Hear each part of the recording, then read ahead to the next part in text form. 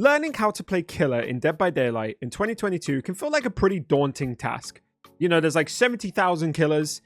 Well, actually, there's only like 29, but it feels like there's 70,000 sometimes with how many there are. And with everything else that you need to learn, getting started can sometimes just feel a bit overwhelming. So here are my 5 top tips on what you could do to start learning the role with ease. Now, when you first load into the game, you're going to be faced with a few killers already unlocked, depending on whether you're on PC or console. And while you can pick from any of them, my first top tip would be to start with the Wraith. I think the Wraith is beneficial for new killers because you can move around the map really quickly thanks to his cloak. His ability is super easy to pick up, and to be fair, there's not a high skill ceiling with it, which allows you to focus on learning how survivors move in chases, how tiles work, and the movement around the map also gives you a nice overview of where gens are and where everything is positioned, so you can learn that aspect whilst also learning how to do the rest of it. Once you've learned the basics of operating as a killer, like moving around the map and shutting down chases, then you can start to branch out into the killers who have a little bit more complicated powers and see which ones you prefer for your playstyle. My second top tip is to get your killers to Prestige 1 as quickly as possible. Now, thanks to a recent update, it's even easier to obtain all of the perks on each of your killers.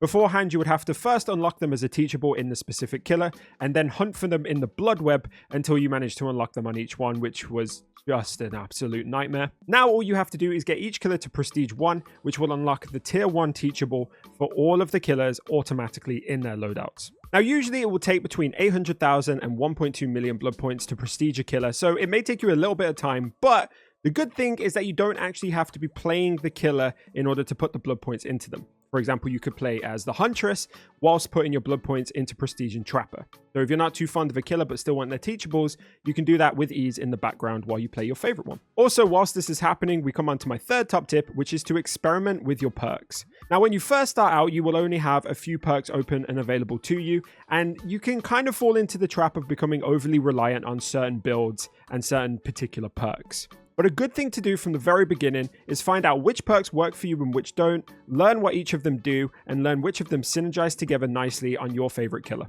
And then as you start to play more of the game, prestige more of the killers, you'll have more perks open to you, and you can continue to experiment until you find what works for you. My fourth top tip may seem a bit counterintuitive, but it is to play as Survivor. You learn so much more about the role as killer while playing Survivor, and vice versa as well. In my opinion, it's actually the best thing you can do to learn certain things. For example, what tiles work best. You know, while you're playing a Survivor, you can see which tile really causes aggro for the killer, what they can't shut down, and you can know when and where to employ certain techniques because you've gone against it yourself on the other side. It also helps you to learn what the Survivor's objectives are in the match, such as gen times, unhooking, and all of the other stuff, so you can get a rough idea of where each Survivor may be during your trial at any given time. And finally, my fifth top tip is to keep calm at all times. Dead by Daylight has a habit of being quite aggravating and quite tilting, and you may find that people will use this game as a way to release their rage. But this is actually counterintuitive if you want to be good at the role you're playing. As killer, if you get more and more angry, you're just more and more likely to make mistakes, screw up, and make the situation even worse for yourself. So if you do find yourself getting angry, remember to take a moment, take a breath, and then come back to it when you've got a little bit of a clearer mind. Because all in all, your anger is only going to affect you. The people you're playing against are never going to know about it. So is there really any point in getting angry? Probably not.